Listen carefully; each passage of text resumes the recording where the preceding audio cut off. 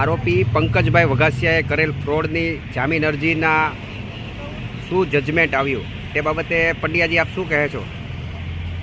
અમરેલી જિલ્લાના ઘણા શિક્ષકો સાથે વિશ્વાસઘાત અને છેતરપિંડી કરીને આશરે 17 કરોડ ઉપરાંતની ચીટિંગના કેસમાં આરોપી પંકજભાઈ મનસુખભાઈ વઘાસિયાએ નામદાર પ્રિન્સિપાલ સેશન્સ કોર્ટ અમરેલી સમક્ષ રેગ્યુલર જામીન ઉપર મુક્ત થવા અરજ ગુજારેલા.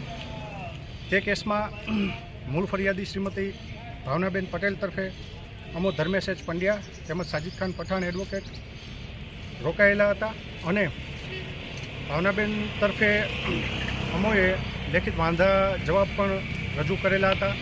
તેમજ સરકારી વકીલશ્રી એ પણ સારી એવી દલીલ કરી હતી.